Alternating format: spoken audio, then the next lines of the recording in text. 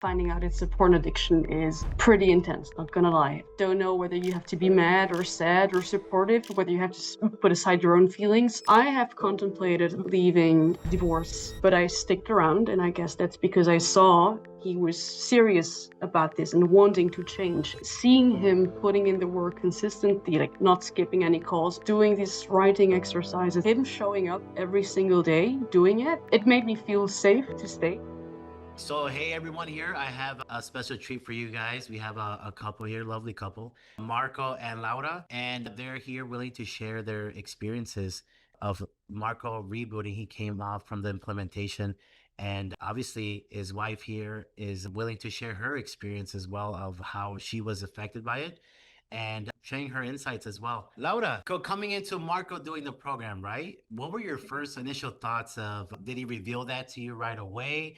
Did you know about it? How was your experience like finding out that, hey, I invested in a program to help for my compulsive behavior? So I'm Laura. I've been married to Marco for 4.5 years now, but we've been together for nearly 9 years. Fairly young when we met, and I fell in love with him because he was funny and very kind. Yeah, obviously finding out that basically the love of your life has a problem is never nice. Finding out it's a porn addiction is pretty intense, not gonna lie. I think as the betrayed partner in question, your world just falls apart, and you don't know what to think of it, because you want to be supportive on the one hand.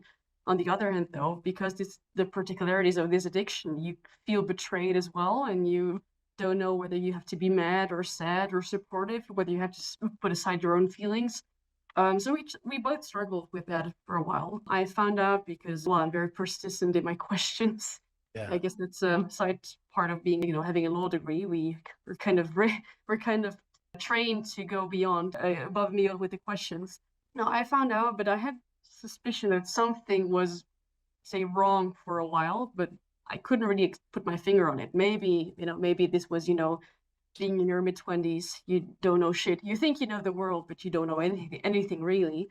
When I found out, it was a massive shock, not gonna lie. It felt as if the carpet was like someone, tilted the carpet from under my feet. But like I said, you just have to figure out how to feel about this, while at the same time dealing with, someone that had just opened up about a massive, massive, well, secret of his. You start asking questions and digging deeper, and you get more and more hurt the more questions you get. But the one thing I think that helped with all of this is I found out at the point where he had already been trying to, set things straight and to tackle this addiction. He hadn't joined your program yet, but he had been, going to therapy, which was, I think, not that successful at the point. He tried blockers and everything, and some things started to make sense in my thoughts. Oh, well, this explains that and that and that. And I think he went to SA for a couple of months, coming back, feeling that, this wasn't really going to cut it. And from my point of view at that point, I just wanted him to do something. And I mean, from everything that I know now, SA was obviously not going to be, the solution, regardless of some of their doubtful, point of views on how the world works. But I wanted him to have something, so he kept going, I think, more to please me than, to actually, get help there.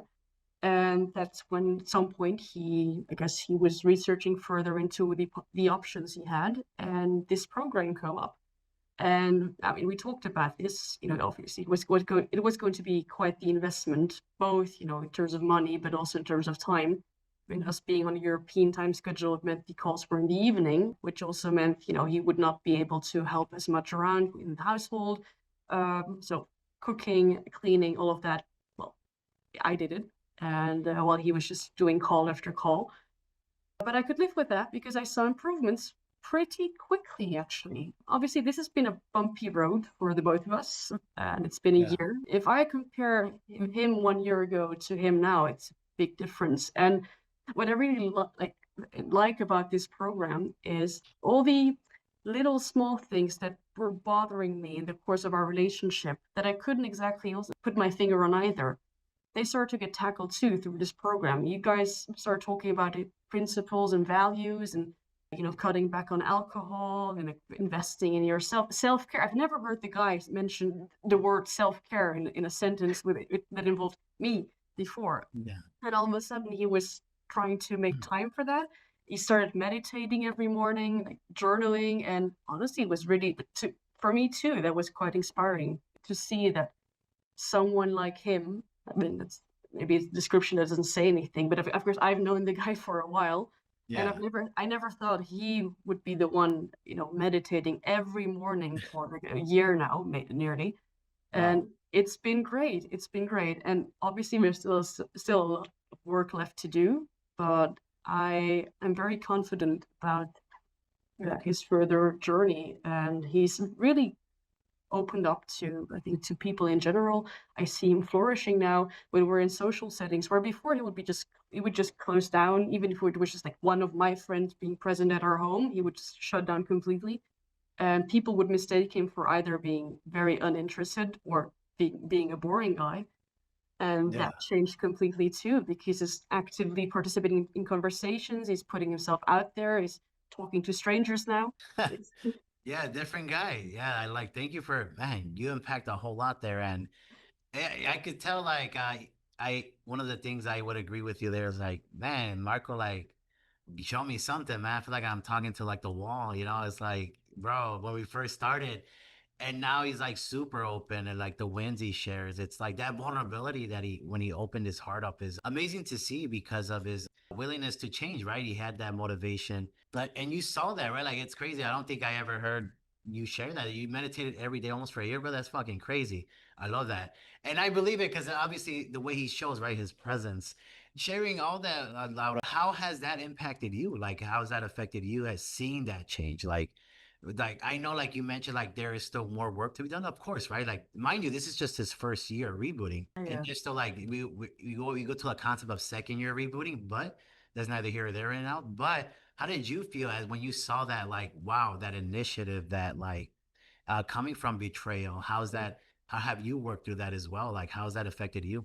Yeah, so I briefly mentioned before, I think I was lucky to find out about the addiction while he was already aware of the problem and wanting, like willing to tackle it. I think that's not something every partner can say. And I mean, I've been in those subreddits where people, like women mostly, talk about finding out about this addiction and their husband just not being ready to change at all, and they continue with like active betrayal, which can go very far, as you probably know. So I think in that time I was lucky because I was protected for a while. As I said before, like at first you just, I don't know, it feels like the world is exploding. You don't know what to do with yourself. And seeing him putting in the work consistently, like not skipping any calls unless he really had to, and then usually that was because of me, because we had something important planned. Yeah. So him showing up consistently, doing these writing exercises in the feelings exercises consistently, the meditating, and just him showing up every single day doing it, that really, it made me feel safe to stay, because not gonna lie, in the course of the past, say 1.5 to 2 years, which is when I found out, I have contemplated leaving, divorce, at least going on a break for a while. I've Mhm. contemplated all these things, but I sticked around, and I guess that's because I saw he was serious about this and wanting to change. And of course, that's not going to be like, that's like change and rebooting is not going to be a linear line, right? It's going to be Right. going like a snake, hopefully. So then I think the second thing that's worth mentioning, when we became a couple, because I mean, we were both younger, and I was, in my early 20s. I thought, the world was all, unicorns and rainbows and everything was going to be great. You have all these thoughts in your head that you're just going to graduate and have a great job and buy a house and, just be happy. Life has taught me otherwise on many occasions. Um, but I think when we got together as a couple, I don't think I was, I mean, obviously, I mean, we're nearly 10 years later now, so obviously I'm more mature than I was then. So I didn't really fully grasp how far a personality could be. Okay, I'm realizing this is sounding very vague right now, but where I want to get to is when I woke up from this, say, dream I had about, what this relationship was, I saw a lot of defaults in our relationship, and him and me as well, by the way. And the program tackled that too. Like I mentioned earlier, the fact that you're doing this thing about principles and values and self-care. These were a lot of things that I didn't really see before, and it bothered me, but not enough to really have a conversation about that. The Yeah. things I don't think we knew how to have a conversation about that at all. Um, so seeing him, I mean, I'm going to just call it emotionally maturing. It made me fall more in love with him too, while at the same time, of course, dealing with my own feelings and feeling betrayed, feeling all the feelings essentially. Yeah. Um, but I feel that I've now become the real. I've now gotten the real Marco. Or at least like I'm well on my way to get the real one. I actually had the system, the version with a lot of bugs before, and I thought I was happy with it until the app crashed, and I was very frustrated with the app crashing. But now it's all getting upgraded and updated. The bugs are getting worked out, so I'm actually getting the premium package now, Yeah. and you know. I like that analogy. No, that's the kind words. And I would agree, right? Like the value, we don't think about that with addiction. It seems like it's surface, right? Like, oh, stop watching, stop watching. But you know what? I'm in pain. I'm fucking traumatized, this and that. We don't think about that, right? We don't think like certain things we do, it's because of distractions. But we see him as whatever the consensus, right? Oh, shame, guilt, using sex to cope, that's bad. Well, yes, it is, but there's something deeper that we don't really ask. And until, like you said, right, we develop values and standards. Now that gives us like reason and hope, and it just becomes like a purpose, right? It's a different set of attitudes versus stopping, and then you're still miserable. Like it's like, why did I even stop, right? And that reinforces the behavior sometimes. Mhm. So, Marco, how did you feel your a lot of sharing these things about you, man? I want to hear from you. How do you feel? How you feeling? A bit touched. That's good. Yeah, it's very, very warm word, very touching word, and she's not wrong, brother. Like you've grown, and that's how you see improvement, right? When others see it, and sometimes we don't believe it because and that's the beauty of this work, right? We could we could always do the next thing, but just acknowledge that, hey, the healing we're doing, it's working, and as a result of you doing the work, Marco, it has a ripple effect on other people.